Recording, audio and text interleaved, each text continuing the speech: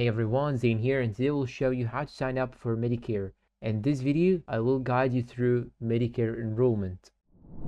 When you are getting started with Medicare, it's important to know if you will automatically get Medicare when you turn 65 or if you need to sign up. If you are already getting retirement or disability benefits from Social Security or the Railroad Retirement Board when you turn 65, you'll automatically get Medicare Part A hospital insurance and Part B medical insurance. You'll need to sign up for Medicare if you are close to 65 and you are not already getting these benefits because you are still working. You might qualify for Medicare based on when you turn 65, but if you are under 65, you might qualify if you got disability benefits for 24 months. Our example will focus on people turning 65, but this information applies to both situations. Your initial enrollment period is your first chance to sign up for Medicare. This 7-month period includes the 3 months before you turn 65, your birthday month in the middle, and the 3 months after the month you turn 65. But if your birthday falls on the first day of the month, your enrollment period starts 4 months before you turn 65 and ends 2 months after the month you turn 65. When your coverage starts depends on when you sign up during your initial enrollment period. If you qualify for premium-free Part A and sign up during this period, your Part A coverage starts the month you turn 65 or the month before you turn 65 if your birthday is on the first of the month. You'll qualify for premium-free Part A if you or your spouse paid Medicare taxes at least 10 years. That means you won't have to pay a monthly premium for Part A coverage. If you do not qualify for premium-free Part A, you can buy it along with Part B. If you have to pay a premium and sign up during any of the 3 months before your 60th birthday, your coverage will start the month you turn 65. If you sign up during the month you turn 65 or in any of the remaining months of your initial enrollment period, your coverage will start the first day of the month after you sign up. If you miss your initial enrollment period, you may have to wait to sign up. You may also have to pay a monthly penalty for Part B for as long as you have Part B coverage. The penalty goes up the longer you wait to sign up. If you have to pay for Part A coverage, you may also have to pay a penalty. Visit Medicare.gov and select Get Started to learn more. You will answer a few questions to find out when and how you should sign up based on your situation. So now let me show you how to sign up. You can simply click on Get Started with Medicare after you visit this section. Then here you will have to click on Get My Medicare Steps if you're getting Social Security benefits before 65 or getting Social Security benefits after 65, or you want to find the path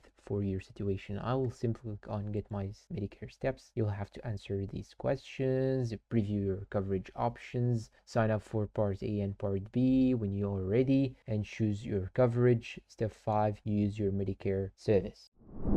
And that's all for today's video. If you find it helpful, please don't forget to support us with like, subscribe, comment, share. Thanks for watching and see you in a new video.